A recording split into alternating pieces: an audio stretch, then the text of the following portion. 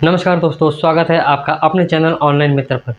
जैसा कि आप सभी लोगों को पता है कि ईपीएस में बहुत ही अच्छे अपडेट निकल कर आ रहे हैं और ऐसे में आप लोगों के लिए आज के इस वीडियो में 2 अपडेट लेकर आया हूँ। एक तो स्टेट बैंक ऑफ इंडिया को लेकर है और दूसरा है हमारा बायोमेट्रिक डिवाइस को लेकर। जैसा कि मैंने आपको अपने पिछले कुछ वीडियो में पहले ही बता दिया था कि बायोमेट्रिक डिवाइस को लेकर इसमें क्या चेंजेस होने वाले हैं और L1 डिवाइस जो है अभी तक लागू क्यों नहीं किया गया और क्यों हमें ये एक्सटेंशन मिला है। क्योंकि पहले जब यूआईडीआई ने इस चीज़ को जो जारी किया था कि 7 जून को उन्होंने एक नोटिफिकेशन जारी किया था सभी कंपनीज़ के लिए कि हम L0 डिवाइस को कोई भी एक्सटेंशन नहीं देंगे। तो अभी एक्सटेंशन क्यों मिला है उसके बारे में भी हम इस वीडियो में जानेंगे। उससे पहले मैं अपने सभी सब्सक्राइबर्स से, जितने भी मेरे दर्शक हैं, उन सभी से मैं अनुरोध करता हूँ कि प्लीज़ हमारे चैनल को सब्सक्राइब जरूर करें। क्योंकि दोस्तों एक यूट्यूब पर जो हम वीडियो बनाते हैं तो उसका एक जो टारगेट होता है वो होता है 1000 सब्सक्राइबर्स का, लेकिन अभी तक मेरे 1000 सब्सक्राइबर्स पूरे नहीं हुए हैं। इसमें दोस्तों 354 सब्सक्राइबर जो है हमारे बाकी है। तो आपसे मैं रिक्वेस्ट करता हूँ कि प्लीज़ आप लोगों में से जिन लोगों को भी मेरे ये वीडियो पसंद आ रहे हो तो आपसे अनुरोध करता हूँ कि प्लीज़ हमारे चैनल को सब्सक्राइब जरूर करें। चलिए बढ़ते हैं आज के वीडियो की तरफ। जैसा कि आप सभी लोगों को पता है कि स्टेट बैंक ऑफ इंडिया को लेकर हमारे काफ़ी सारे यूज़र जो है वो परेशान रहते हैं। क्योंकि जो हमारे देश के बड़े और दिग्गज बैंक है, खासकर हम बैंक ऑफ बड़ौदा की बात करें या फिर सेंट्रल बैंक ऑफ इंडिया को लेकर, इन दोनों ही बैंकों के बारे में जब भी जैसे ही रिटेलर को ये पता चला कि बैंकों ने ईपीएस बंद कर दिया है तो उसके बाद ये लोग काफ़ी परेशान थे कि इस देश की जो सबसे बड़ी दिग्गज बैंक है वो है स्टेट बैंक ऑफ इंडिया, वो भी कहीं अपना ईपीएस जो है वो बंद न कर दे।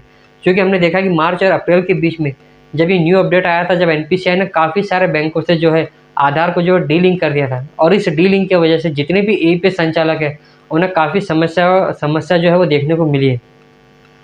जैसे आपने देखा कि हमें सबसे जो पहला प्रॉब्लम देखने को मिला था वो था सस्पेक्टेड फ्रॉड। तो इस प्रॉब्लम का जो सॉल्यूशन था वो था कि कस्टमर का जो मोबाइल नंबर है वो बैंक खाते से लिंक नहीं है। तो ये थी दिक्कत। इसके बाद काफ़ी सारे कस्टमर को जो है वो ट्रांजेक्शन लिमिट की हमें प्रॉब्लम देखने को मिली। इसके अलावा काफ़ी सारे जो कस्टमर थे उनका आधार जो है वो डीलिंक कर दिया गया था। तो उसके बाद उन सभी कस्टमर्स को बैंक में जाकर जो है वो आधार कार्ड लिंक करने का और बैंक में केवाईसी करने का, ये दोनों काम उसे करने थे। और इन दोनों काम के लिए स्टेट बैंक ऑफ इंडिया ने एक फॉर्म जो है वो अपडेट किया था और उस फॉर्म में 2 ऑप्शन थे, एक था ऑनर्स और एक ऑफर्स। जब उसने ऑफर्स पे क्लिक किया तभी जो है प्राइवेट पोर्टल पर स्टेट बैंक ऑफ इंडिया का जो है पैसा निकलना शुरू हुआ था।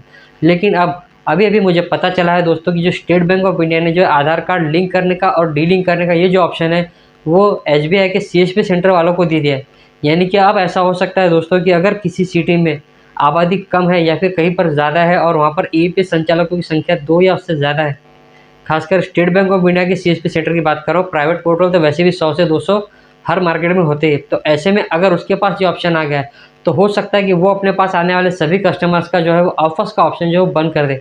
तो मैं स्टेट बैंक ऑफ इंडिया के जितने भी वरिष्ठ अधिकारी है, बड़े अधिकारी है, उनसे मैं विनती करता हूँ कि वो इस बात पर विशेष ध्यान दें कि कई सारे ग्राहकों का जो आधार कार्ड ऑफर्स ट्रांजेक्शन के लिए डीलिंक न किया जाए। अगर ऐसा हो रहा है तो वो इस पर विशेष ध्यान दें और वो सिर्फ अपने ईपीएस संचालकों के बारे में ना सोचे, क्योंकि इतने सारे ग्राहकों को न तो वो अकेला संभाल सकता है, न ही बैंक। क्योंकि आजकल जो छोटे मोटे अमाउंट होते हैं जैसे 100 रुपये से लेकर तो 2000 रुपये तक के अमाउंट, तो ऐसे में वहाँ पर भीड़ करना उन लोगों के लिए भी आसानी नहीं है। काफ़ी जो लोग होते हैं उन्हें काफ़ी परेशानियों का सामना करना पड़ता है, खासकर बुजुर्ग लोगों को, महिलाओं को और बच्चों को भी, जिन्हें सरकार के द्वारा जो छात्रवृत्ति या कोई भी अलग अलग स्कीम के माध्यम से पैसा मिलता है। तो इस बात पर स्टेट बैंक ऑफ इंडिया विशेष ध्यान दे कि कोई भी सीएसपी संचालक किसी भी ग्राहक का बिना वजह ईपीएस सर्विस जो है वो चाहे ऑनर्स हो या ऑफर्स हो उसे डिसेबल ना करें। यही आपसे विनती है। चलिए बढ़ते हैं हमारे दूसरे अपडेट की तरफ।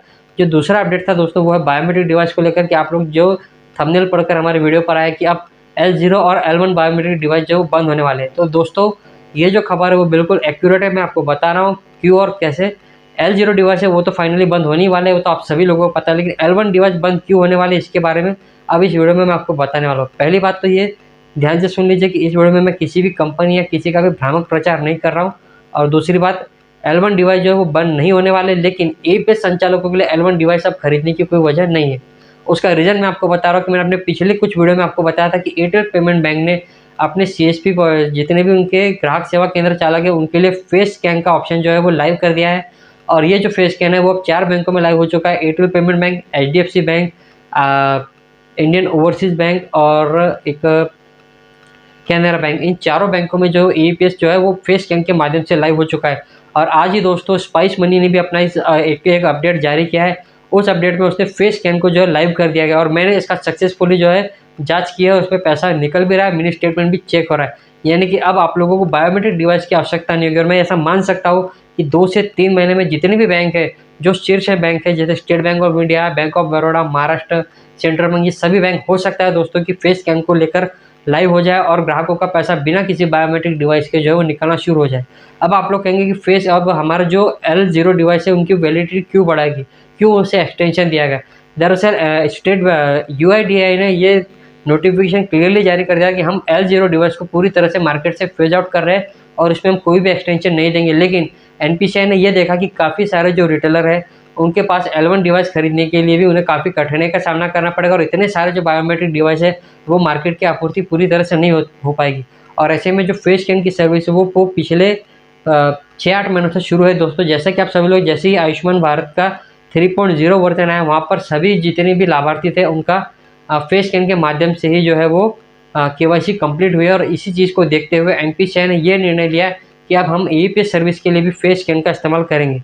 और इसलिए NPCI ने UIDAI को रिक्वेस्ट की कि अभी आप हमें थोड़ा सा एक्सटेंशन दे दीजिए, ताकि हम जितने भी शीर्ष बैंक है, जितने भी मार्केट में प्रचलित बैंक है, उन सभी में फेस स्कैन की सुविधा जो है लाइव कर दें, जिससे कि जितने भी हम उनके AEPS के रिटेलर, चाहे वो प्राइवेट पोर्टल के हो या फिर बैंकों के CSP हो, उनको एक तो नई बायोमेट्रिक डिवाइस न खरीदनी पड़े या फिर किसी विशेष परिस्थिति में उन्हें खरीदनी भी पड़े। तो इस सर्विस के माध्यम से खासकर उन लोगों का फ़ायदा होगा जो लोग दिव्यांग लोग हैं या फिर जिन लोगों के फिंगर काम नहीं करते, क्योंकि मैंने काफ़ी दिव्यांग लोगों का भी पैसा इस माध्यम से निकाला है। पहले मैं आइरिस के इस्तेमाल से निकाल रहा था, लेकिन जैसे ही ये बैंक लाइव हुए और मेरे पास 1 या 2-3 कस्टमर दिव्यांग भी आते हैं जिनके हाथ ठीक से काम नहीं कर रहे, तो उसका मैं पहले आइरिस से पैसा निकालता था, लेकिन जैसे फेस स्कैन उनके बैंक में लाइव हुआ, मैंने उससे भी पैसा निकाला और वो पैसा तुरंत निकल जाता है दोस्तों। ना हमें कोई डिवाइस अटैच करने की झंझट होती है और नहीं कुछ होती है। चलिए मिलते हैं अगले वीडियो में। लेकिन जाते समय एक बात मैं फिर से कहना चाहूँगा कि अगर आप लोग हमारे चैनल पर नए हैं तो आप हमारे चैनल को सब्सक्राइब जरूर करें दोस्तों। आज का टारगेट हमारा 350 सब्सक्राइबर्स का है, तो प्लीज़ आप हमें सपोर्ट जरूर करें, ताकि AEPS से जुड़ी कोई भी सर्विस के बारे में मैं आपको सबसे पहले अपना अपडेट देते रहूँगा। चलिए मिलते हैं अगले वीडियो में, धन्यवाद।